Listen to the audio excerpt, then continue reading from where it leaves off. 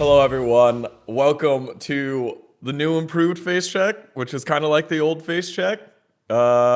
Basically, I am no longer doing any of the production problems. If it does come down and there are production problems, not on me, but also all the improvements also are not me. They're all from our boy Joe, Dom, LS, and myself here to break down our third episode of the season, Lock-In semifinals, and the Lock-In tournament itself.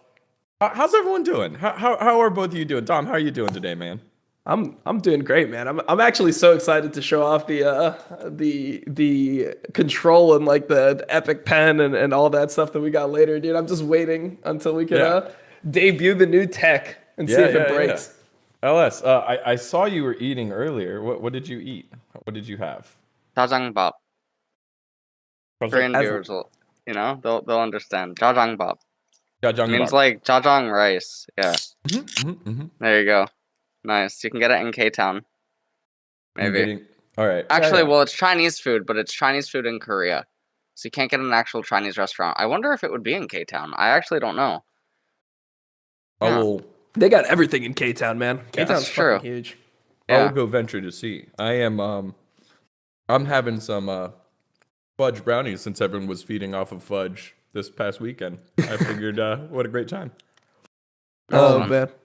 And with that, let's take a look at the bracket of the Lock-In tournament. Our very first ever Lock-In tournament in 2021 to kick off the 2021 season here for the LCS. A whole lot of reverse sweeps and finally getting some matchups that we wanted to see. Maybe not so much the EGTL one, but Cloud9 100 Thieves.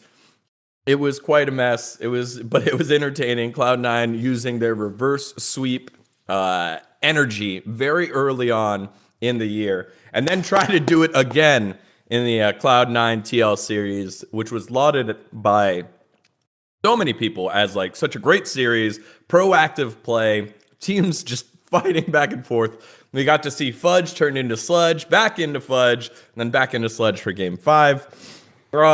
Guys, what did you think of the semifinals? Let's start there. LS, you had the EGTL and 100 Thieves Cloud9 matches. What did you think of them? I thought the Cloud9 100 Thieves games were pretty disastrous, and I thought actually the finals were looking like it was going to go almost the same way. In terms of Cloud9 just getting eviscerated in early drafts, and then game 1 and 2 just looked horrible. I really thought they were going to get 3-0'd. I thought it was just going to be a 3-0. EG versus TL was pretty unbearable. I know I was doing What the hell? I was doing the duo co-stream with Nemesis and Crowny, and like the call that we had after, I think Nemesis's first words was, "If I was doing that alone, I would have died." So that was his perception on that. That was the worst series I think of the entire tournament. Yeah. There you go. I don't know. I thought 100 Thieves C9 was really just 100 Thieves egoing in draft, and that's the reason why they lost. They weren't really... I feel like they needed to be more realistic with themselves and like who's playing well on their team and what their strengths are. We saw this from C9. I feel like the only reason why C9 was able to actually make that a 5-game series is because at some point they were like, I don't even... like Fudge is getting outperformed by Alfari. Just blind pick Malphite so that he's at least useful at some points. In the 100 Thieves series, I feel like DeMonte is the person that like facilitates a lot of the early action. Obviously, Closer makes things happen, but DeMonte's ability to like follow up on those plays, and when he's on roam champ, it seems like he has a good idea of playmaking as a mid laner. And in the last 2 games, they had a free TF pick. Obviously, they could play TF into Galio. In the game where they had set mid, they could have just put they had Galio support. They could have just put Galio mid and then give him more agency. I just feel like there was the option for 100 Thieves to just go with what works for them, play the roaming mid laners, play Galio, play TF, and win that series. And instead, they just went for the DeMonte Rise. I think 2 of the last 3 games, and for me, it just feels like that's not what 100 Thieves does. DeMonte, I think he can be serviceable on mages, but I don't think that's their strength. So if the enemy team isn't banning out your roaming mid laners, I feel like you can just play the things that you're good at in this situation. Yeah, and the thing is, like, Papa Smithy came on the very next day on Saturday because the C900 Thieves series was played on Friday, saying, hey, this was a great opportunity for us to learn. It obviously didn't feel great to lose, but to have that stage experience, to challenge ourselves against one of the best teams, if not the best team in North America, one of the best teams in North America, it was invaluable, right? And so I think this series felt like you could go back and be like, yeah, they were trying to force the stage game practice there. But at the same time, Cloud9 did pull the reverse sweep there and did, get it done and make the adjustments for Fudge. It was like, hey, Malphite duty, Graves top, not so good. Yeah. I mean, I think Graves top is fine in the situation where he picked it. But when we get into that game, that's when we can debut the tech. But I feel like 100 Thieves could have easily lane swapped in that game. They had Renekton top into Graves, and then they had Ryze mid into Yone. And I feel like in this game, you can easily put Ryze top versus Graves and then Renekton mid versus Yone, and you instantly have like way better matchups. And it felt like they weren't even trying to swap lanes there. And those are the types of things that I want to see more from LCS, is the ability to like read these situations. And even if you haven't practiced lane swapping or anything like that, being able to just do it on the fly, because I feel like it gives you such an advantage that you don't even need to be super practiced on it. Just the natural like advantage of your lanes is going to carry through there. And both your laners should be able to play these matchups. I feel like Graves into mages in general is pretty weak because you don't get MR. I mean, there's some mages you can push in. I mean, I assume that Graves could probably push in Ryze early and stuff, but as the game goes on, Ryze will just start being able to just control this lane a lot. And then Yone versus Renekton, I think is super hard for Yone.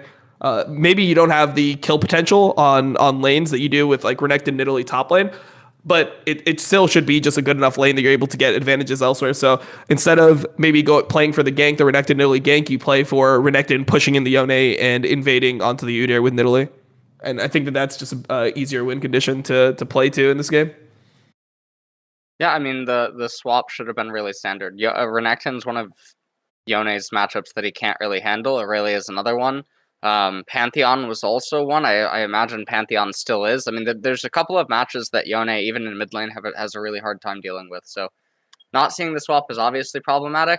I'm sure that they would cite something like, oh, I don't play that lane. I could see that being like maybe one of the arguments. Ryze versus Graves. I mean, I can add, I guess, a little bit of context. Graves doesn't start getting value until much later on, because if Graves gets Vampiric Scepter, and he has the Bloodline overheal, all that good jazz with Fleet Footwork, then it's just an econ war, like pretty much back and forth.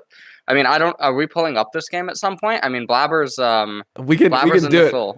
Yeah, debut the tech, man. All right, so this is the new tech, man. This is the production. We've been waiting to debut this. Now we actually have control. We can show you the game real time, and we can all use the same computer with like an Epic Pen. But yeah, I mean, I think that this game was probably the worst 4 minutes I've seen in LCS, and I feel like this type of stuff is really easy to improve on. So yeah, let's get into it. So the pathing from Blabber, like I understand it. It's the most efficient, easiest path for Udyr here. My issue with this whole situation, and I'm gonna like up the time. I'm just gonna let's go 1.5 for this. My problem with this early game is like both junglers. People know where the junglers started most likely. In these situations, Udyr wants to start blue and path down. Obviously, this is the lane that he has the most kill pressure in as an Udyr.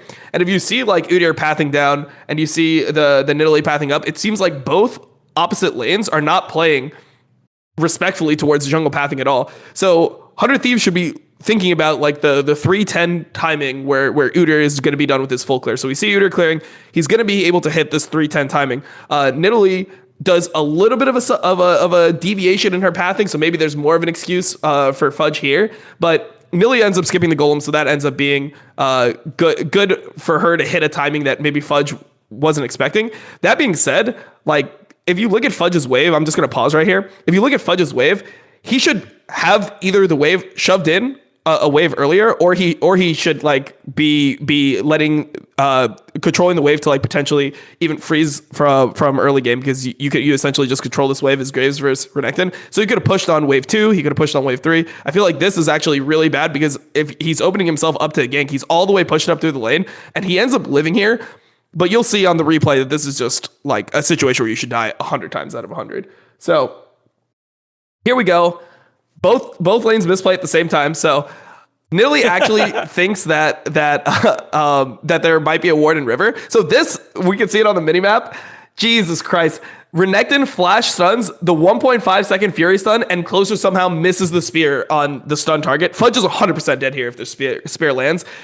And Closer's the type of jungler that won't miss a spear. This is a freak occurrence that allows Fudge to even live. The fact that he lives here makes no sense. But then at the same time, look at FBI and Huhi. They have to know that the enemy jungle is in their lane or going for crab, and the wave is just sitting here, and they just die to the gank that they know is coming. So for me, I just don't know how this stuff is happening, because I feel like this is just the easiest part of the game. You know, this is straight from solo queue. Enemy jungler started topside. Okay, they're gonna hit my lane at like a 310, 315 timing. So somehow both the timings for both junglers work out. And then here, Blabber obviously showed and killed bot lane. They know that Blabber's going to take crab after, and Damonte is just sitting hugging the side of the lane that Blabber can come from. And somehow he's mismanaged his mana in this lane, because he's literally 0 mana with the wave crashing on Rise versus Yone. So either he needed to back a TP or wave earlier, or he probably just wasted mana trying to CS or trying to trade when he shouldn't have. So if I play it now, he ends up dying too. So all this should be like completely avoidable. Like, I feel like none of these 3 plays actually should work, but they all ended up working from a jungle perspective. That like it feels solo queue-esque to me, where your advantages should come from like the fact that Udyr clears faster than Nidalee, so you can crab faster, you can base, you can get like tempo in that regard, and maybe you can turn that into like a dragon around like 5 or 6 minutes. That's the window where I feel like if both teams are playing well, you can get an advantage with this pick. But instead, Udyr's just 2-0 at 3 minutes, 50 seconds. And yeah, he's just way far ahead of the curve. I mean, we can go more in depth in this game. I don't know where you want to jump in, LS, but for me, the one thing I want to show at least is this. I'm going to click. Let's just go to 23 minutes. So you're playing into 2 shield bow champions. You're playing into Udyr, which has natural sustain from Turtle, and you're playing into Seraphine Taric. And somehow you have no healing reduction on the whole team of 100 Thieves. This was boggling my mind, man. I couldn't handle this. How does no one have any healing reduction? How does Kai'Sa not have like an Executioner's Calling or something? Why doesn't Rise just pick up Oblivion Orb? The whole enemy team heals. It actually triggered me so hard. So I don't know, man. I mean, C9 ends up losing this game through some bad plays, but I feel like the early game and then the decision to not buy healing reduction when there's so much healing in the game right now. Like, healing is broken right now in League of Legends. Not seeing any healing reduction just makes no sense to me. Yeah, I mean, yes. This is one of the weirder. This is where people are, they're taking the Morello hate from last year to heart. I don't know what to really. I mean, yeah, this one's really weird. I mean, I guess I want to go back to the beginning. Udyr should never start blue. What do you mean never? Like, you should never start blue. It has nothing period? to. I mean, at the very start of the game, you shouldn't start blue. I think starting blue is pretty good on Udyr. Why do you think it's not good to start blue? Because Graves versus Renekton is a naturally winning lane, and Seraphine versus Tarik's one of the strongest bot duos on their own.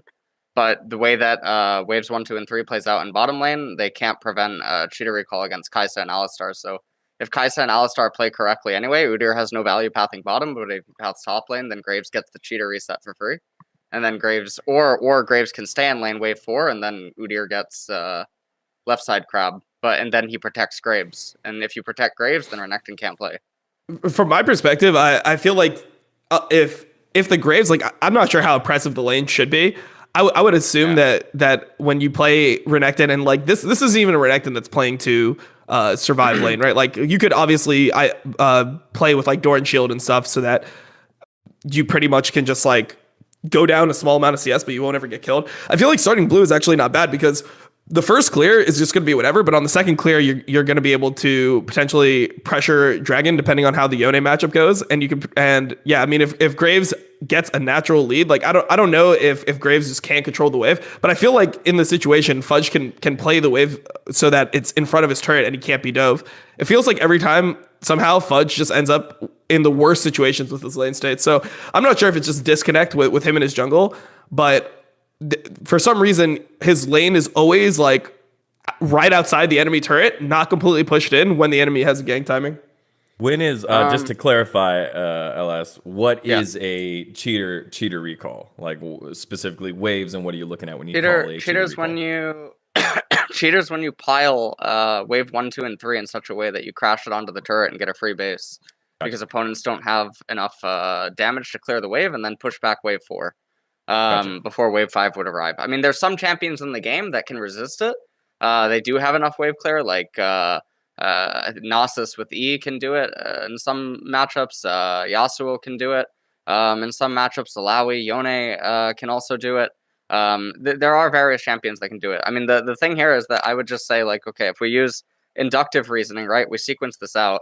Obviously, Kai'Sa and Alistar can be gone before Udyr can be bottom, right? So what does Udyr achieve by being bottom? If FBI and Hui have complete autonomy, Udyr doesn't achieve anything by being bottom. He just gets bot crab. But if the invert ends up happening, what does Udyr achieve by being on top side of the map? Well, he protects Graves from ever being gankable, and then Graves ends up winning the lane naturally, right? These are just lane dynamics that have to do with the matchups. Right. There's never a world where Udyr paths bottom and it ever means anything. Well, I don't think it means anything on its first clear. I think on the second clear is where your advantage can open up. Sure. So for me, like that. Well, the thing is, like, so like let's say you path up, right? That means that. So assuming that nothing crazy happens, right? You just path up like normal. Udyr can win the crab over Nidalee. Nidalee will go bot crab there. That means that you're gonna base around like 330, 340, something like that, and then you're gonna do your second clear. So then around 5 minutes, you're going to end up on the top side of the map with theoretically nothing to do unless Graves can somehow get Renekton low enough that you have like a diveable situation. I just feel like you're not going to be able to do much besides for just assist the Graves. Which like, I don't even know how much Graves assistance like is actually needed in this matchup. Yeah, and I get your point there, saying if they go if the Nidalee paths up as she did and Udyr paths up at the same time, Graves naturally going to shove. You're able to cover the Graves in that case of the Nidalee. You don't lose as much if you path up instead of pathing down. In this case, because 100 Thieves played it poorly, not only did Blabber get the kill bot, then is able to roam top because for whatever, or roam mid because for whatever reason, Monte. Yeah, gotcha. Right. Cool. So all I'm saying is if Graves crashes 3, pulls 4-5, threatens to freeze 4-5, Udyr can find a kill on 5-6.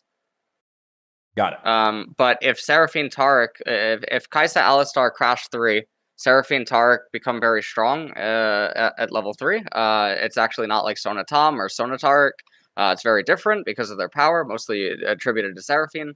Then what ends up happening is they're still relatively safe because the dynamics of the Nidalee, the Alistar, the Kai'Sa is very different. Graves can also actually freeze a lane. You go melee range as Graves and he doesn't AoE splash the wave. So the whole reason for pathing top lane is he would re-arrive top around 5 or 6, which is the whole point of a cheater recall. Because then you threaten a freeze on the lane in an advantageous matchup, and then you find a kill with your jungler. Word. All right, so show us the pathing that you wanted to show us. I think with was it with the Nidalee is the one that you wanted to show? Dom or me? Me or what? Yeah. LS.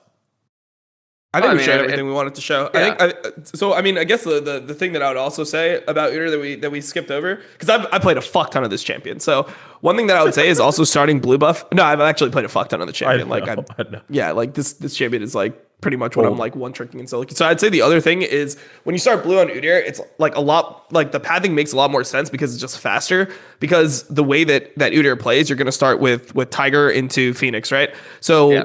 When you have your Tiger, which is single target, you're on the side of your blue and your Gromp is your single target camp.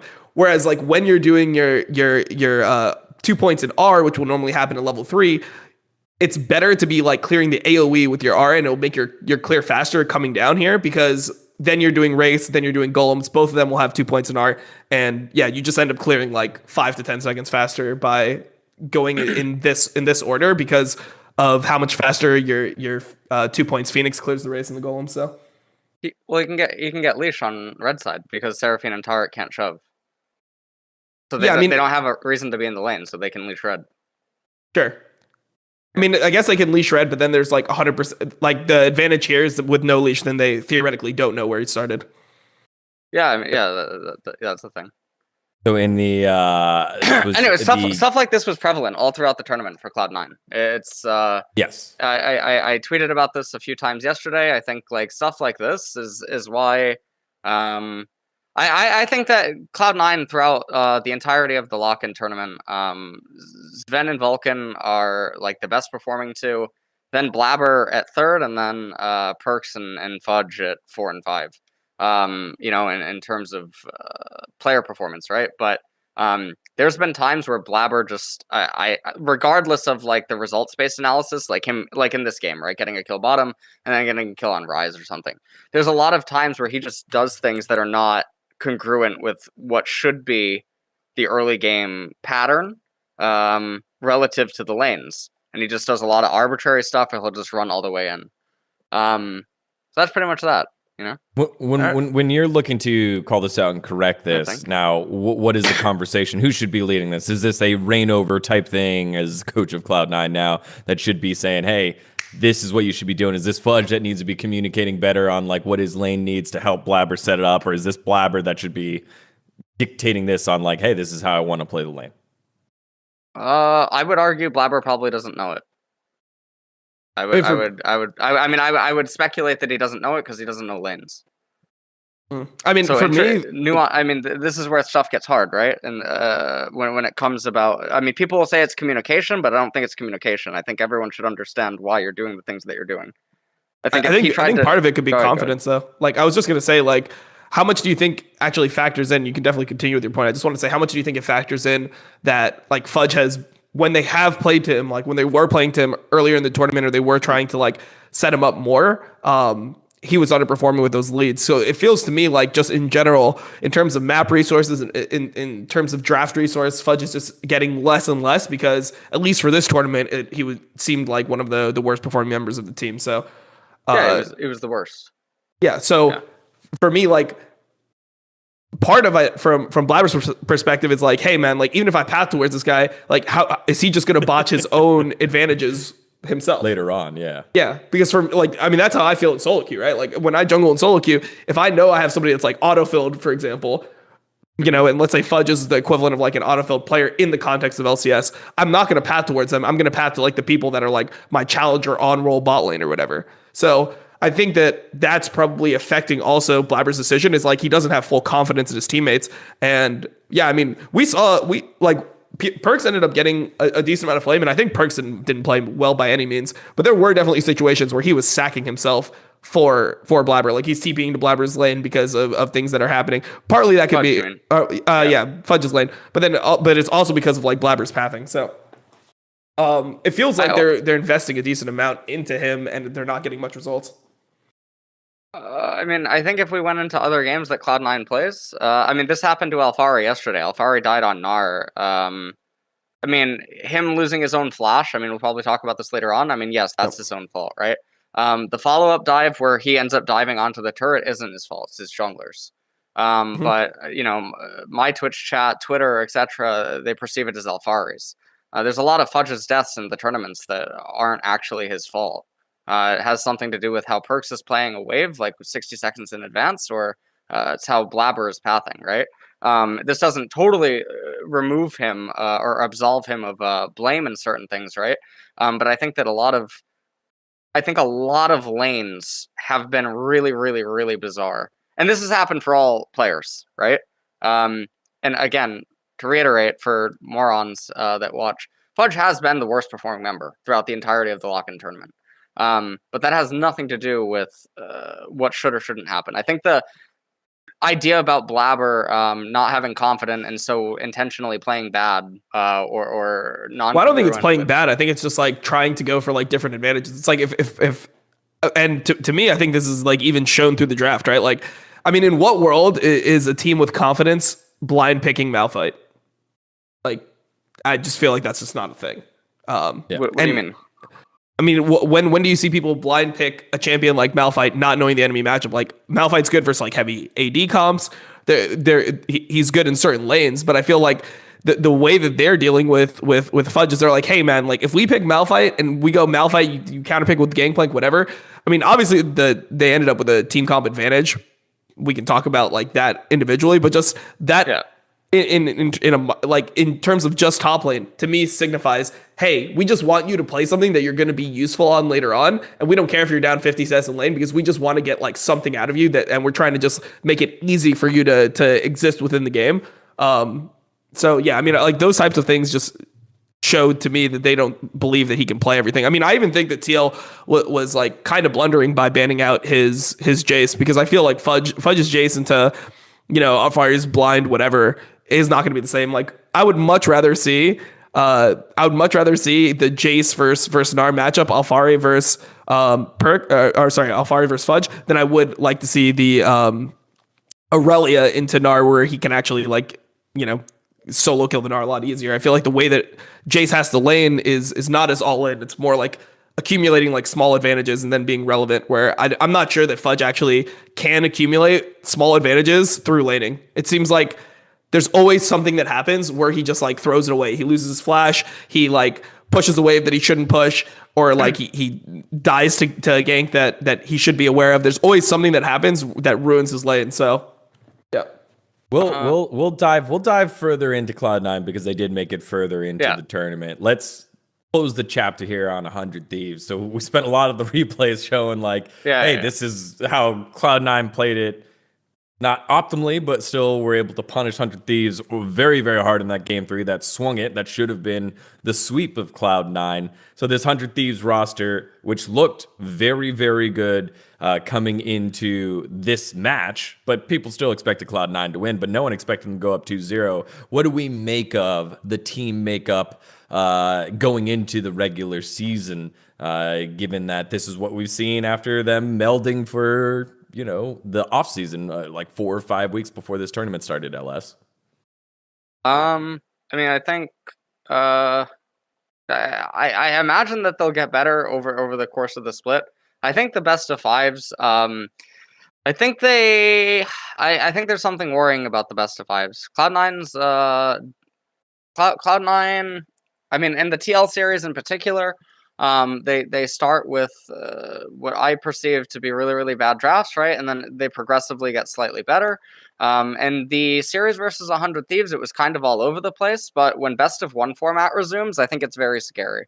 And I don't know what that could actually have in store, because Cloud9, I think out of all of the teams in the best of series, had the most polarity. In their drafts, and I think that it's very emotionally influenced in between the in-game breaks. And so, yeah, I mean, you can't reverse sweep in a best of one. That's all I'm saying. That's true. That's true. Dom, what do you think of the fortunes here of 100 Thieves as they move into the regular season, although they fall here in the semifinals?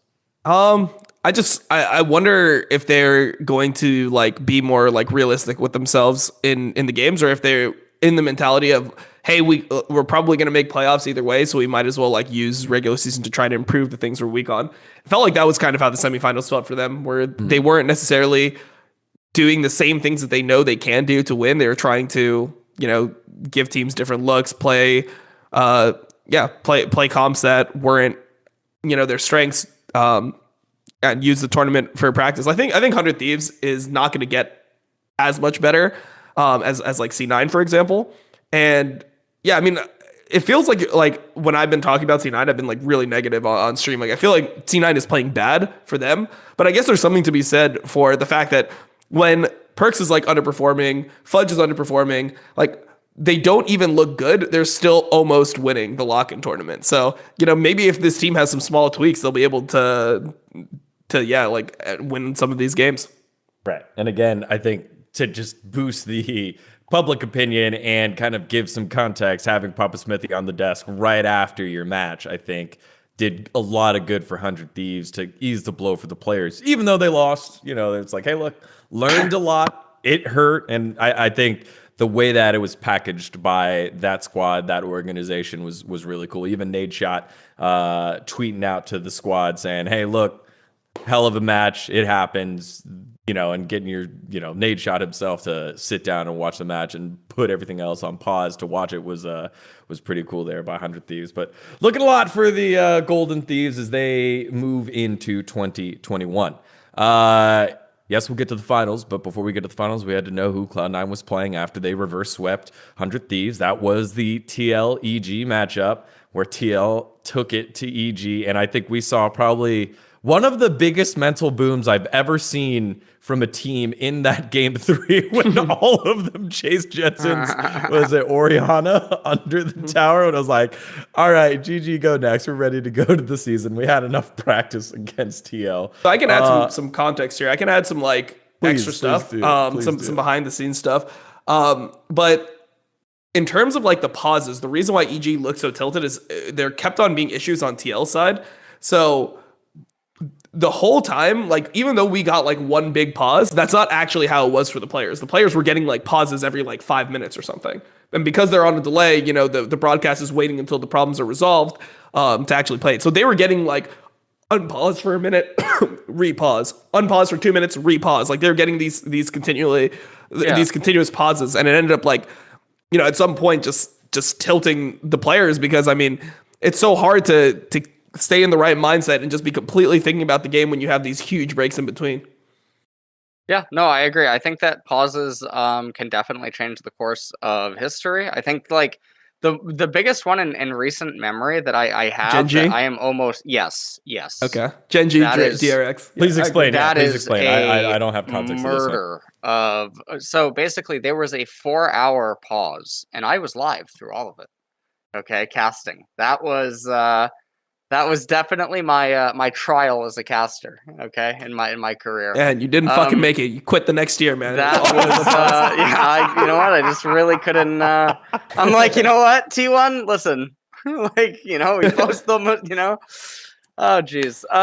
So that was a 4-hour pause, but I'm pretty sure if the pause didn't happen, literally history is different. T1 goes to Worlds. DRX doesn't. And then things are just so different. But what ended up happening is 4-hour pause, and then DRX reverse sweeps Gen G. Yeah, it was something. Or it was 2-1, and then they won the last 2 games. Yeah. Oh yeah. But also, I think the thing about that pause that I just wanted to add was how hard Gen G was winning the games before the pause. So DRX won game 1, and then Gen G hard shit on them game 2 and game 3.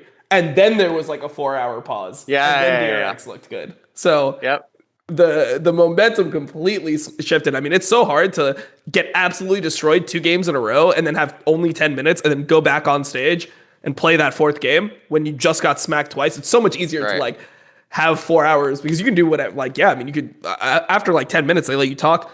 You talk about the game. You can make better plans for the next game. It's such an advantage when you're the team that's getting smacked to have that pause. I think pauses are a big thing. Yeah, big shout outs to poor Pastry. I think it was Pastry and Kobe that were doing the stalling here. And I was just like, man, Pastry's earning his paycheck today because he's gone. They've talked about the momentum. They've talked about EG. They've talked about TL. They've talked about the LCS. They talked about a lock-in tournament. Then he was like, Kobe, how you doing? And I was like, once he reached that, I was like, all right, production, please help this man out. Yeah, go to the analyst desk. My God, dude. But now it makes more sense, Dom, that you gave context that it was multiple pauses that were happening on the back end. And, for a little while, game 3 looked okay for EG. Then they had one big team fight that ended up not looking great. And then, oh my God, look at what they have pulled up. Look at what a production has pulled up for us. Are we going to see this dive? This is the ultimate tilter. Ellis tweeted about this one. This was me. I pulled this up. So now we're going to watch it. This is the one, right? This is where it happens. Yep. Oh, we PayPal.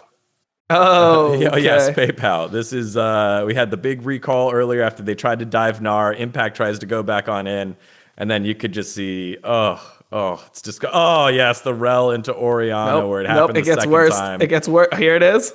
Yeah, and they're going for it. We got one. Here we go. And VENN. Oh God. Oh no. Perfectly spaced. Jizuke whiff. And then, and then Jizuke's like, forget it. Oh, God.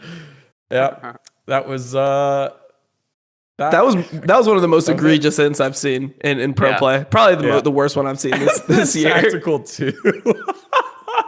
Jesus. That was awesome. That's when we were like, GG. Sorry, my boy. Those are your teammates. I heard you earlier during your stream. I was watching your stream. Dom said, "My boy definitely got outclassed by Tactical." I wanted to give you the floor to shit on Definitely? explain your thoughts. Yeah, go ahead. It hurts, but I feel like that's okay. This is Tactical, one of the best AD carries in the league, with the best, probably the best player in the league in Core JJ at support. Definitely Ignar didn't look great. I don't think. Yeah, I mean, how many ults did Ignar miss this game? I mean, it's not all on Definitely. They definitely got outclassed as a unit, but this is another thing where I just don't know if teams really like know themselves. I don't understand why you'd put Ignar on Seraphine 2 games in a row. Even if you think Seraphine is broken, I just feel like it's not a good situation for Ignar. I mean, his bread and butter is like finding these really great flank engages, roaming the map early, abandoning his AD, and like making things happen, almost operating as a second jungler, 3-manning mid. Like, these are all the things that he's good at. I don't understand why they're going for the Seraphine comps over and over again. When he doesn't even look practice on the champion. And then I think that this just, I'm not going to shut on Definitely like too hard. I just think that this is what Definitely is as a player, right? When you're losing, he's not going to do anything to win you the game. When you're winning, he's probably not going to do anything to lose you the game. Like, he's just going to try to be like stable and play pretty safe. But he made some like pretty big errors in team fights. I mean, not flashing engages time after time, getting one shot. How many times did we see him die with both summoners and Senna ult up? In these games, so the Core JJ hook that just picked him out of the fight. That was such a great hook. But I guess as an AD, and not I guess as an AD carry, as the damage dealer, it's your job not to put yourself in those. I mean, Core JJ is shitting on everyone. Like, let's just say what it is. He shit on everyone, including Sven and Vulcan. I actually thought that lane was going to be quicker, but especially in the first 2 games, Core really just took it to them. Like, he made them look like the other bot lanes in the league. So. I mean, I don't know. I don't know if fucking Core JJ is eating, but it doesn't seem like anyone can get close to matching him in lane. Yeah. I just wanted to be fair. When it's Definitely's world, it's Definitely's world. When he comes down to Earth, everyone can have that conversation. You mean when it's Impact's world, then Definitely won't get shit on. When it's Impact's world, then Definitely can exist. When it's Alfari's world, then Definitely's going down with the squad. Before we speed on over to the TL Cloud9 matchup, I did want to touch on that a little bit. The top lane matchup of Impact Alfari, right? We've been saying, Alfari is just botting all these lesser top laners or whatever. Here's the big matchup as Impact's probably going into that matchup looked like one of the most, or maybe top 3 informed players in the tournament. Because of his gameplay on Renekton. They didn't give him Renekton as much, and he didn't look as great. He had that not very great TP play over by Dragon where he like TP'd in as like mini Gnar, never got his Mega Gnar off, got CC chained and died. What did you make of that top lane matchup between these 2 top laners that will probably be 2 of the best 3 in the league going into the regular season? The third one is Fudge? Or who's the third? I mean, Impact was always in a losing matchup, so I don't know. It's kind of awkward to evaluate that in isolation. So I mean, I think that one is pretty interesting. But then also, even the jungle dynamic was always losing. So I mean, there's a lot of other stuff going in to this game, but I mean, in isolation, I don't think it's a very fair assessment of skill. Because Alfari literally had the better isolated lane and the better duo dynamic in all 3 games. But I mean, I think this also goes down to like how EG wants to play. I mean, before they're just blind picking their top laner every single time, and somehow they're still winning. But Impact never gets draft resource. Like, he rarely gets draft resource around his whole career. I mean, maybe early like SKT days, but ever since he came to NA, he's the type of guy who will always blind pick and try to like help the team in that regard, and normally do well enough. But I think that versus these teams, like, I don't think that giving Jizuke the draft resource even matters, right? Like, when they're on blue side and they have to blind pick Syndra for Jizuke, I mean, I don't think Jizuke is a terrible Syndra or anything, but I don't think he's a great Syndra either. His biggest strength is being able to like do these weird counter picks, and I feel like TL had a pretty decent strategy of just giving Jensen counter pick in the games. It's like you don't let Jizuke pick good situations for his Ryze, good situations for his Echo, and these champions that he really is strong on, he's not going to outmage you on Orianna Syndra. That's just not who he is as a player. He's not going to be playing the Azir to like a perfect level, like somebody like Larson or something in LEC. So I just feel like this is going to be the problem with EG, and I think it's going to be really hard for them to improve past this point. It was one of the things that we said on an earlier episode of Facecheck, which is that EG, they have like decently high baseline. The players are pretty good, but they're very limited. Like we saw Ignar on mages, right? You see Ignar Seraphine, you never want to see it again. It's like back to Rakan. 150 games back to Rakan. Jizuke, he's good at his counter picks. He's not good at all the mages. Impact, good at the like stable top laner, so to speak, and tanks and things like that. Not great on champions like Camille, Jax, those types of champions, you know. And people are gonna be like, oh, but Impact got a Jax skin in season 3. I don't give a fuck about season 3. Season 11, his Jax is not world class. So there's a lot so weird. Yeah, the way that you just said that made it sound super, super weird. Like, holy shit, he's been 8 years. 8 years of Impact. Yeah. I mean, he's still good. My point is not that he's bad. It's just that he's different than he was. He's no longer a carry top laner. Right. You said it best before, which was EG high floor, low ceiling, and I think that's a great way to kind of categorize them as we move towards the regular season, towards EG. Closing thoughts, LS, on EG, or is that? I mean, EG, I don't know. I don't have particularly high hopes for EG. I think that I don't. Is there any team? I have a question for you. Is there any team like out of all the teams? What I mean is that EG, I think right now is middle of the pack, but I think that they're more likely to fall down than actually go up. Right. Does that make sense? Yeah. Well, I was just gonna ask LS, is there any team that you actually like feel hopeful for? Like, there's a team that you think will actually perform better over time? I guess out of like the top 6, because I don't want to go into like I'm sure the Golden Guardians can improve from where they are, but like I don't think that their ceiling is that high. Do you like think that like TSM potentially is going to be able to like challenge for that top 3, or do you think it's going to be 100 Thieves top 3 almost guaranteed? Where do you come down on it? So the top 6 to move into the top 3. Is that what you're saying, Doug? Yeah. It's kind of weird. I think the middle of the pack is not actually as competitive as it was before, and I think that TSM has sadly fallen into the middle. And I mean, I worry about that. I think one of my biggest worries, I talked about this a lot on my coach streams, is what is going to happen with NA at Worlds. Yet again, because we have a lot of teams that are not like, okay, this was a lock-in tournament, right? But I can't tell that it's different from season 10. If not for, you know, Seraphine coming in a couple of times. No, I just mean like literally outside of like champion picks or something. The draft patterns, the way that like everyone plays, all these other things. And I understand it's just a lock-in tournament, right? But if it's a foreshadowing of what's to come, I almost feel like Insanity is likely to repeat itself. 100 Thieves is actually very surprising. I think that they can probably... I think 100 Thieves is actually probably one of the teams to watch out for and see if they can contend with the Team Liquid Cloud9 like top 2.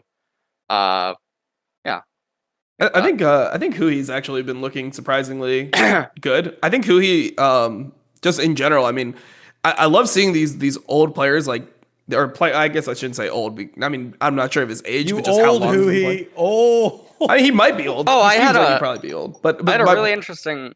Go. I was just gonna say, like, it feels like he's made a lot of progression in the last like year, or maybe like even less than that, maybe like 10 months, and that's really like insane from a player of who he like him to actually kind of solidify himself as probably the 3rd best support after Core JJ Vulcan. I think I don't think age is an interesting thing in itself, but I think that time is the thing that people are referring to when they talk about a player's inability to either grow or become better. Like the conversation I had was if there's a 19-year-old player that like debuts in LCS, LEC, you know, whatever, right? By the time he's like 24, his mindset probably is going to be very locked, right? On a lot of things. He's going to have a lot of preset beliefs, and he's going to have a lot of habits, and do similar things, right? I would actually probably expect the same thing out of like, a Chinese player who's 14 by the time he gets 19. And it doesn't actually have to do with age. It just has to do with how weathered is that player inside of the scene. Yeah. Which is, I actually saw something that I saw a tweet from Fion on Fire where he said that CoreJJ is the most talented player in NA. And I was thinking about it, and I actually completely disagree with CoreJJ being like super talented. I feel like CoreJJ is probably the best player in NA, but I think that a lot of it is like the thing that's most impressive about CoreJJ is his ability to like continually improve when he's at a high level, and it shows like a degree of intelligence that we don't see often, where he's just able to like figure out new things to improve on. And he continually gets better, regardless of the fact that he's like in a worse region. I just feel like he's one of the players that didn't get locked in as at like the top. He's able to keep on finding angles and stuff. So it's really, really respectable that to see that. I mean, I played against CoreJJ in season 5. There's no way if you told me like out of like in season 5, who do you think is going to be the best player in 6 years? I would have said like Bjergsen, Double F. Like I'd say those players were way more talented than CoreJJ. But CoreJJ just ended up like, finding the fucking fountain of youth or something. His mentality is so good towards like towards improvement. It's really, really impressive. That was it. It was the flexibility and ability to find what was wrong, discover and improve. It's a mindset thing, and that's why you find exactly what you said earlier, Dom. The impact season 3 impact. Just like shit, he's been playing for almost 3/4. Someone do the math of like how long he's been playing in the pro scene. I played verse Impact in fucking OGN season 2 when he played support for Zenix Storm. I didn't play against him in official. I didn't play against him in official matches, but I played against him in like scrims and stuff. Zenix team, Zenix Storm and Zenix Blade. Zenix Blade, right? Something like that. Yeah, I don't know. I joined League in season 4.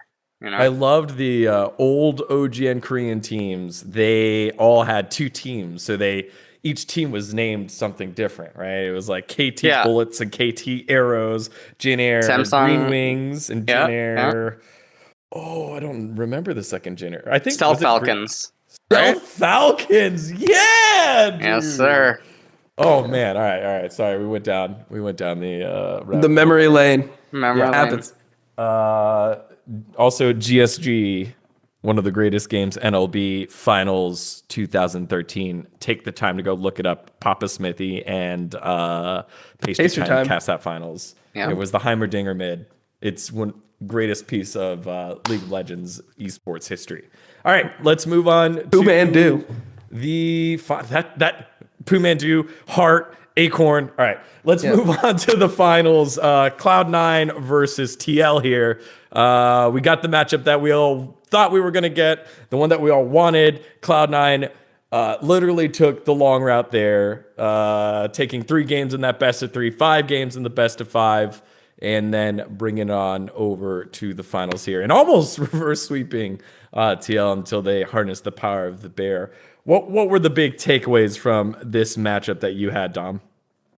I mean, I kind of said it earlier, but the fact that C9 optically played a lot worse, but almost won, I think shows something about like their mentality. I feel like this team, there's something about like, and it's really hard to say, right? Like I don't have inner access to the team, even though I'm on Cloud9. I don't fucking like know how the team dynamic is. But for some reason, like Perk's teams are always resilient. And I respect that they were able to actually win games in the series when they were really outskilled. So, yeah, I mean, I definitely think like props to them for that. And then also Fudge being able to, take the L in draft and find ways to be useful. I thought that was like at least respectable. Because most people in that situation would just be ready to fucking get 3-0'd and just roll over and die. But, they actually battled back, and it was nice to see that, they still have like some heart at least. So, I mean, my major takeaways are that, Perks is playing bad for Perks, but when Perks is playing bad for Perks, it's like one game away from being the best team in NA already, right? So that to me, like, matters. I'm like, damn, this is so. If this is an underperformance, what happens like when he starts playing well? Because the thing is, Perks has been making a lot of fucking weird decisions in the early game. He's done a lot of mistakes in lane. Like he makes a lot of mistakes in lane. Really bad trades, like forces his own TP and all that stuff. But he does have like certain things that I think will be huge advantages for C9. One of them is generally like his ability and like knowledge of when to go to the side lane and how to do that. I think is something that we don't see out of a lot of NA mid laners. And the other thing is his angles that he takes in team fights. Like in that LeBlanc game, there was fights where he like put himself in positions to like flank that I wouldn't see other mid laners doing, and he's able to like have so much pressure with that it's like, damn man, if he just fucking hit his abilities, they hard win this fight. I mean, they still win the fight because of the positioning, but like if the mechanics get back up to like even decent level, this team is actually going to be good. I mean, the Cloud9 TL series is really weird because this is the series that I thought of where I mean, I was happy at least at the end conclusion, where eventually TL did end up winning everything. Cloud9, it looks like they were really just going to pull off another reverse sweep, right? But the thing for Cloud9 again is the polarity in drafts. Team Liquid, I think, has looked pretty much the same, right, throughout this tournament, and I think that their approach to everything is pretty similar to how they were in the last year, right? So I think that the polarity is the most interesting thing for me. In terms of like actual laning phase between Perks and whatnot, top lane between Alphari and Fudge, yeah, there was a lot of weird stuff going on inside of the drafts, and Perks was constantly on Twisted Fate at several points inside of this series. He was doing some really weird things, really weird trade patterns, really weird like recalls. But he's been doing it the whole tournament, right? It's why I mentioned earlier. I think him and Fudge are like the bottom two performing throughout the lock-in. Anyway, on Cloud9 respectively, and Vulcan and VENN. I mean, bottom lane was interesting, right? I mean, Tactical and Core JJ go up against Vulcan and VENN, and it's the first time where bot lane isn't just getting steamrolled. I mean, there was the blunder in game one, right? I think Vulcan like missed an auto in the early trade, but it still ended up being advantageous for Cloud9. And then they the bot lane was like a non-factor almost in this entire. No, I don't mean the players were a non-factor. I just mean like bot lane was a non-factor in the games, except for like the one where Senna just got turbo stomped by Blitzcrank. The Core JJ Blitzcrank game was actually pretty big. But yeah, outside of that, the whole series was kind of weird. It was very, very back and forth. And I think even game number 5, I think we have a totally different outcome again if the early game path. So there's a few things. I think if the early game pathing is different again from Blabber, or 2, Aurelia has a different variation of the level 1.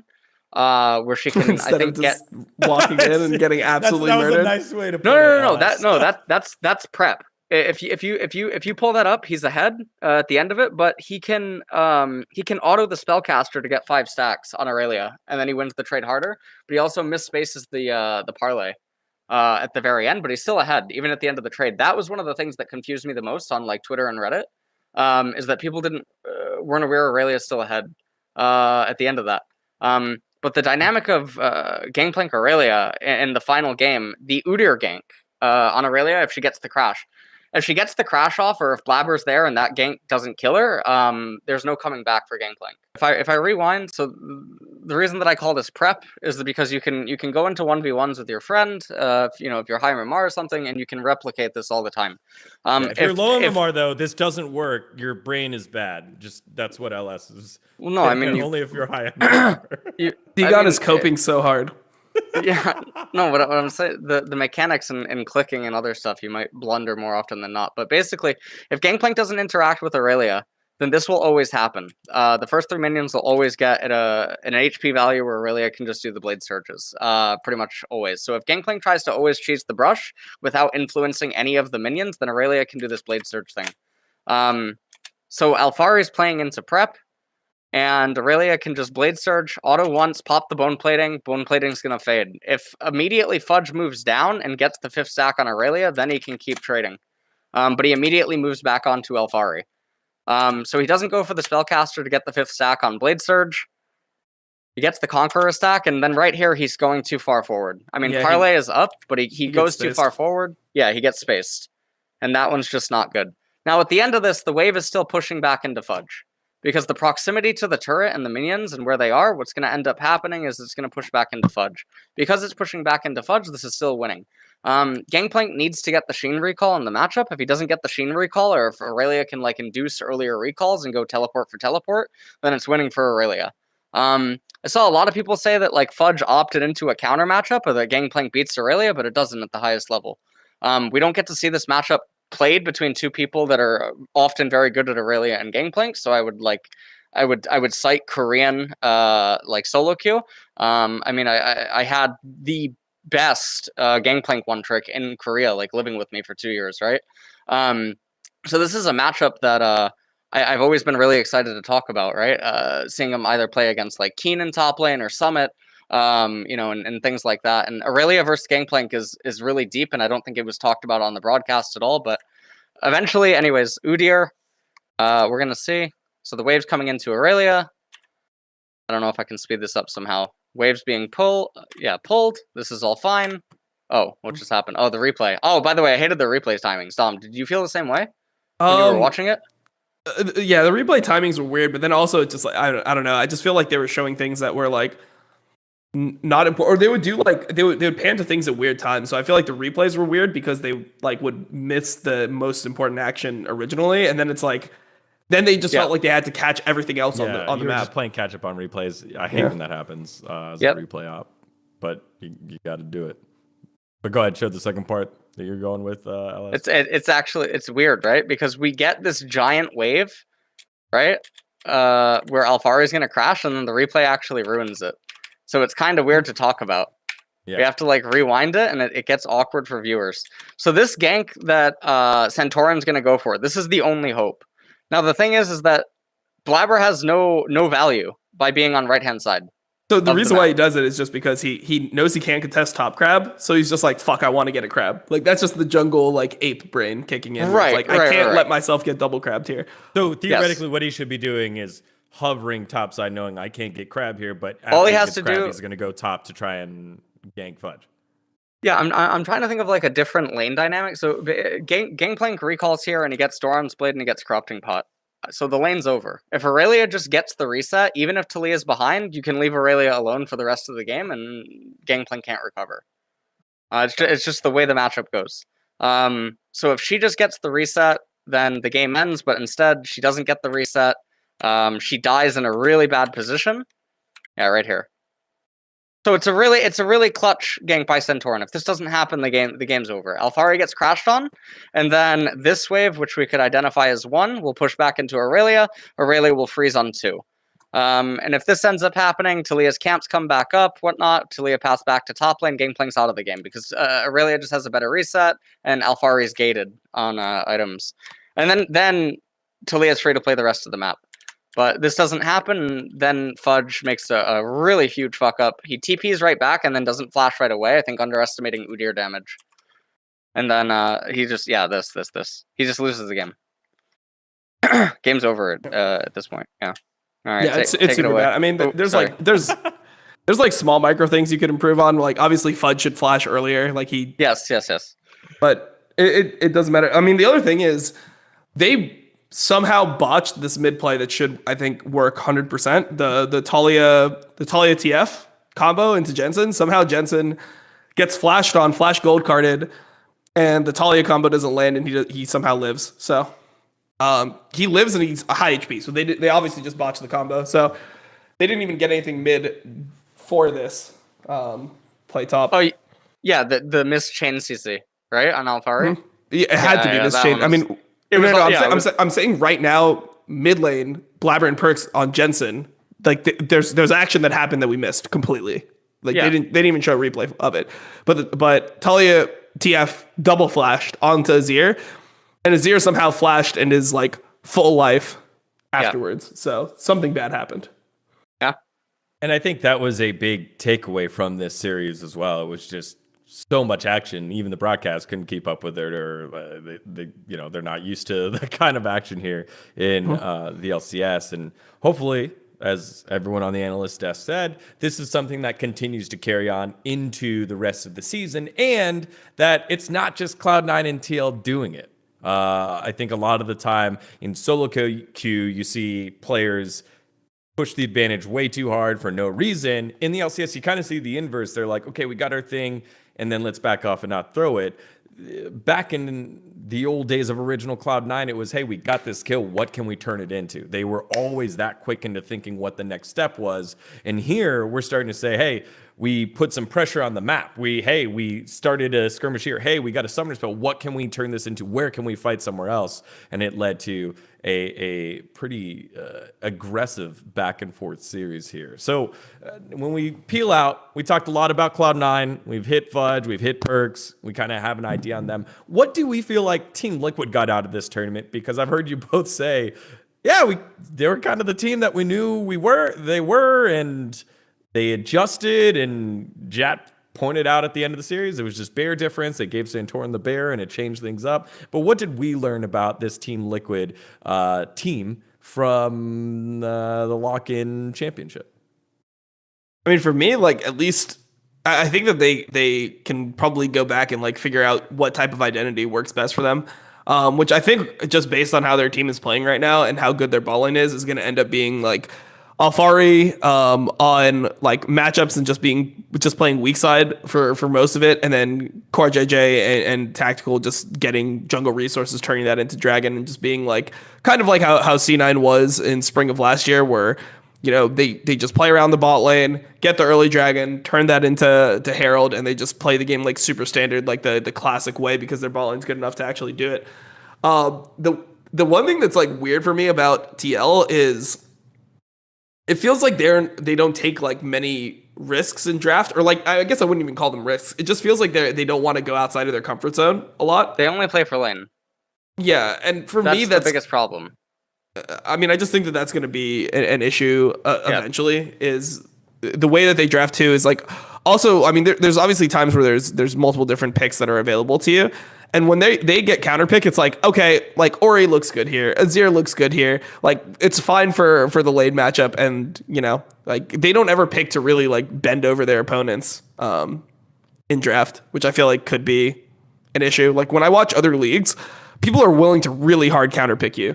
I mean, I guess the only example where they did get a super hard counterpick was like the Jax, but the Jax game was, I mean, that was just such bad drafting from C9. You can't pick Udyr and Camille and TF and like when the other guy plays Jax. You have to at least ban Jax if you're going to like go for that draft strategy, because I mean the Jax E has insane value against your entire top side, and if you ever get Jax in a situation where it wins lane and it's good for like the game, like it has tools to operate within team fights, I mean, it's just a turbo pick. Like that champion is one of the best champions in the game if it gets into that situation. So I think that outside of that, they were pretty safe with their drafts.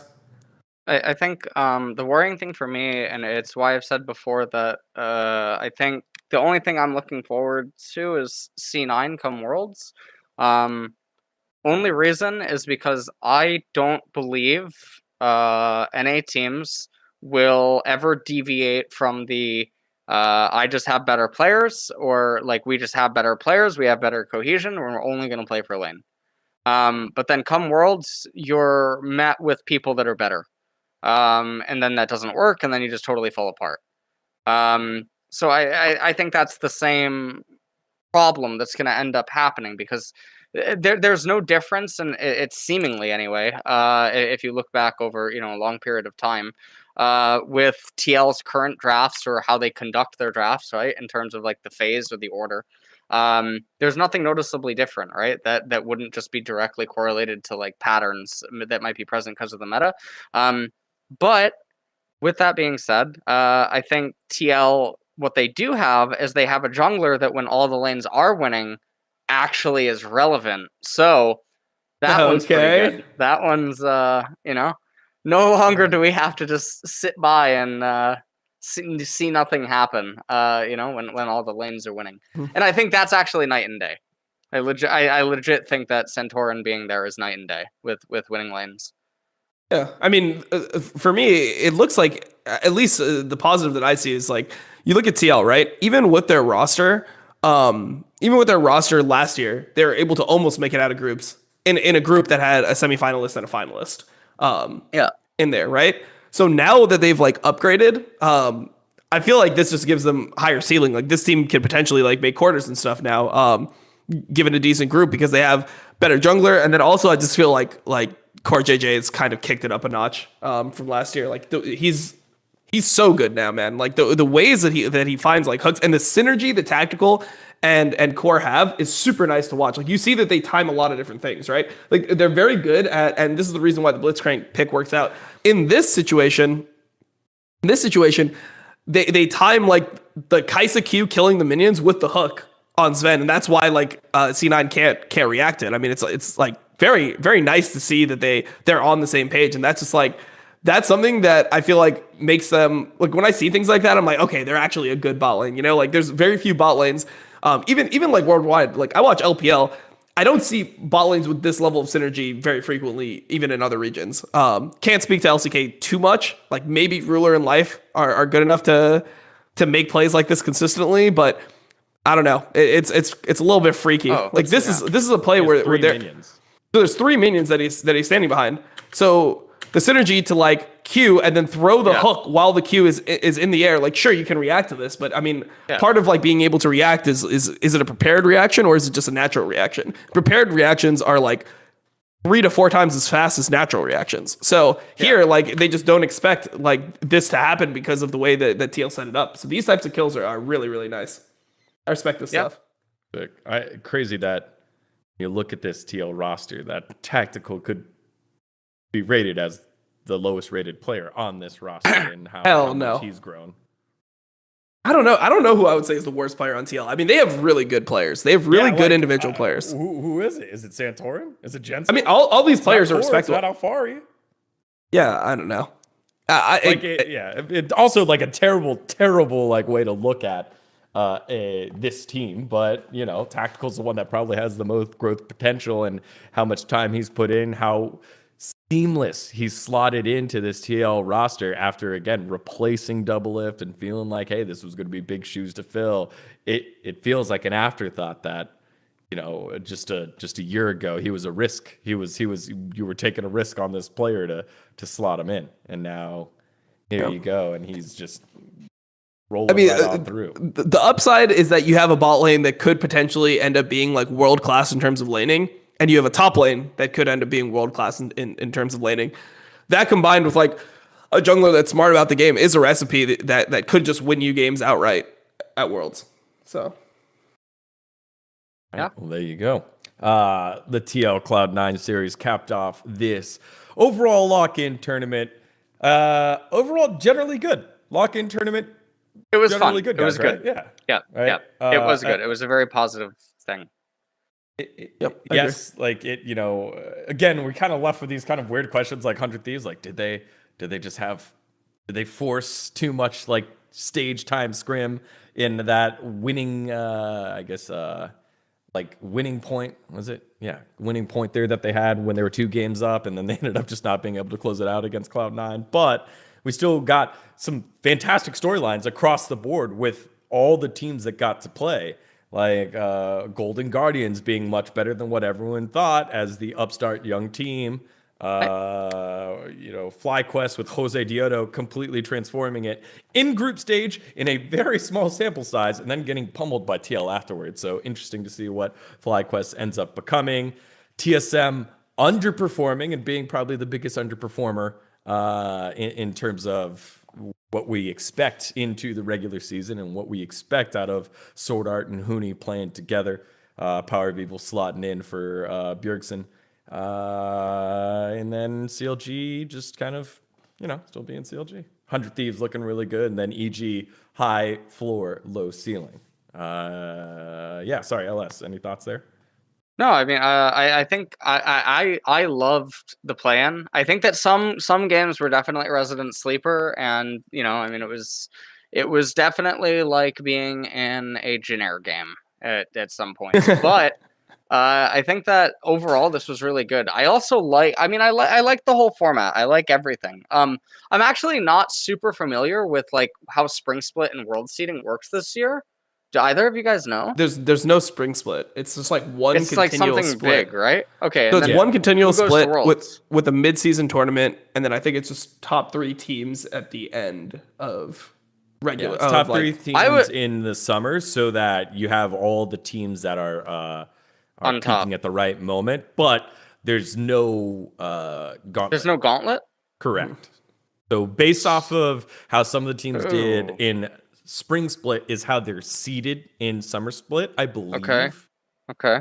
A little bit there, but it's 8 teams. So It's instead just- of it's having just- gauntlet, it's 8 teams being able to play in the playoffs, kind of like what we kind of what we Okay. experienced here. All right.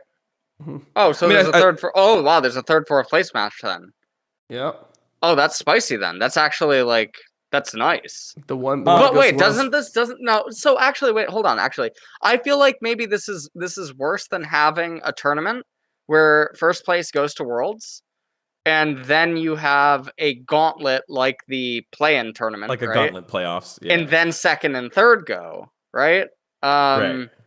Or first and second from that tournament, because then the semifinals are still highly competitive. Does that make sense? But this way, the finals. Oh, I guess it's a little weird, isn't it? I mean, How do you make the finals competitive with this format? Well, I mean, I guess both teams would make it, but I mean, I guess it would be seeding, right? Oh! it's I seeding. got it. Summer first and second both go, and then you have a tournament like this, right? Where the winner goes. I think to it's the just third one game? tournament. Oh no! God, shit! How do you? I guess you can't I mean, really. the main thing that I care about is that look, the way that I think teams improve is by playing more fucking games that matter. So Yeah. the fact that we have more games now in NA is definitely a fucking positive, because you Yes. watch LPL, man, and they are playing best of threes, and they have 16 best of threes, so they can have a potential of 48 games just in regular season. Right, And we were right. getting 18, right? So the fact that at least now you have the lock-in tournament, a team like C9 has played how many stage games, you know? We didn't have to watch them do this. Like, obviously, there's more time in between entire splits, so you have more scrims, Yeah. maybe you can improve faster. But we didn't get to see this like long, grueling process of trying to figure out what C9's weaknesses are over the course of the entire spring split. We're getting Right. it in like 3 weeks or like 2 weeks. So I feel like that's just a big benefit. Yeah. Okay, that I makes get sense. I get your point, Ellis. Like the semifinals is different now, but now it's just like per match. It's say your life is on the line when you're in that losers bracket. You feel that type of a pressure, and I do like that kind of a pressure that you get to see a lot in other esports in terms of like Counter-Strike or Dota. There's a lot of and we've talked about it at length here. Dom has gone off about how TI is one of the best tournaments out Yeah. there. I think this still hits the points that Riot and the LCS have always wanted, which is each game matters, each series matters, right? And Well- now we're pumping in a ton of games, but we get the best sample size now to see who's in form and who, you know, what each team's identity is before we send them off to Worlds, as Dom just hit. All right. Worlds needs double elim. Get us to the memes, and then the closeout. Yeah. All right. Here we go, y'all. You submitted your best tweets of the week. As always, hit us up. Hashtag Facecheck for tweet of the week, the best tweets of the week, so that we can put them on here and get your points. I think you guys might know what the tweet of the week is. You may or may not know the tweets of the week, and the brand new LOL Esports hashtag LCS with the new Diamond Nexus ugly logo. Superstar is of social media. That's right. It's Perks. The Perks. The original real Perks. Perks. The real Perks. Yeah. Cloud9 and Jack got hoodwinked. They thought it was going to be Luka Perkovic. Instead, they ended up with Emily Perkins. Not that one, Joe. Show the other one. Show the other one. That's the one that went out first. Dom hitting us with Is that a pretty good Articuno one. on the graphic? No, that is Anivia. Come on, man. Wait, It's it's Articuno. Anivia put into bird form. That's Articuno. All right, you trying to get a All right. suit or what, man? Sorry, dude. Wait a We second. just got the money for all the tech. We can't be giving it to Yeah, the nice, Pokemon dude. company. Come on. Yeah. Man. Articuno. I'm pretty sure Articuno has red eyes, right? Yeah. All right, nice. Those are the crystals on Anivi's Oh. head. Oh my god, you're right, actually. What the hell? That's right, dude. How dare What you? the hell is wrong we have with two Anivia? people on production. We have Melina. Before it was just Melina and me. Now it's Melina and Joe, who are Oh my fantastic god, at it their is. job. Don't ever challenge Melina. All right. So Perks Okay. here. Now you're just realizing that it was Riot Games that ripped off. You put up the Articuno. This is why we got production, baby. This is the production tech. Joe's too good. Joe's All actually right, too so we just found out at Perks is not Perks. So Emily Perkins, who has the handle at Perks, just recently was like, please stop tagging me in things, and then changed her course and realized, you know what, I'm gonna start doing things with my newfound fame. And That's right. look, the original tweet, she tweeted back at you, dude. It wasn't anybody else. She tweeted back at you, looking at the live view, being like, what's this guy doing talking with no other sound? Like, what? Yeah, is he she was talking- probably what's this really timer? fucking confused. Let's be honest. Oh my gosh. Which led to 4 more months. 4 more let's months. see. I'll be fine. I need some fucking copium. 4 more months. oh yeah, you're right. Oh no, no. Four I more have- months. Riot announces we've pulled co-streaming for Yes. summer.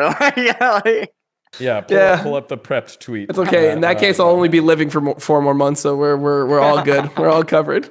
Yeah, but of course we couldn't leave it without that one. Oh, hamster fudge. there it is. There it is. Dom, you had bigger tweets this week, man. You were just during your I know. live view pumping out the tweets. Who photoshopped that for you? I know you don't know how to do somebody that. from my community That's right. just said it was a fucking guinea gap. It was a Guinea straight gap. guinea. Yeah, it was a straight guinea pig gap in the top lane. Oh, No, my favorite was I was talking about, like, you know, game 3 and game 4. You know, the guinea pigs started popping off. You know, Fudge was having a good go, but you know, guinea pigs don't actually live that long. So by game 5, it was all done. And somebody in my chat said that it was a life expectancy gap. So feels no. bad, man. Well, you know, what I like about this is Fudge's trial by fire. They don't have the answer there unless you're going to go to the guy that is literally everyone calls him Zion Spartan, and you put Darshan in. I believe he's the academy top laner for Cloud9. So Fudge, you know, he won the spot from Licorice, who had proven it before and was finding a dip in form, and we got to see what success looked like with Fudge. We also got to see what a lot of like attention and focus is, and what teams think is one of the weaker parts in this Cloud9 roster. As LS said, you know, there were a lot of lane things that didn't work out in his way, but he will still be very, very closely focused as we move on towards the regular season. All right, everybody. That was the Lock-In tournament. Pretty solid tournament overall. I think that gives us room next week to chat about power rankings. When's the LCS come back? Do they start next week? Next week, yeah. Oh, 4 days. It's time. Oh, jeez. Do they have any breaks? I know LCK has a break. I thought there was a break. There's a between that. massive break for LPL. Chinese New Year's, 2 years, Yeah, two weeks. LCK as well, yeah. We're playing catch up. That's why we're now back into the best of series, and we'll And I had like the last 5 years to vacation. All right, we don't need another break. That's all. Yeah, That's all I'm not saying. best of series. No, was it 3? I guess best of. You get triple round robin. There we go. Triple round Yes, robin sir. series. Lots of matches for us to cover. We'll be doing all of that again. Thank you to our sponsor, VENN Esports. Go give them a follow at VENN Esports or at the YouTube channel VENN Esports, where this video will be uploaded, and all future videos will be uploaded. Losing for Shopkeeper will be back. I promise. It we were definitely just still will. Oh, yeah. getting into it. Oh, man. In terms of the lock-in tournament, Moonstone Renewer, we have the patch that is coming out. We'll also have like a patch breakdown here in the future on the biggest changes that this patch will lead to and change. LS had some early thoughts on it. Actually, he changed thoughts as well when they put out the micro changes to the changes. Dom had some thoughts as well. So we'll have all that covered next week, as well as the opening weekend of the spring split regular season, everybody. Guys, been fun. We'll catch you next time on Facecheck. See you guys later. Well, that's the end of our video. You want more though, right? Thought so. Good thing YouTube makes it so easy to watch more VENN Esports. Easier than keeping me in frame. Whoa. Whoa. While you're watching me dodge around, click on these videos.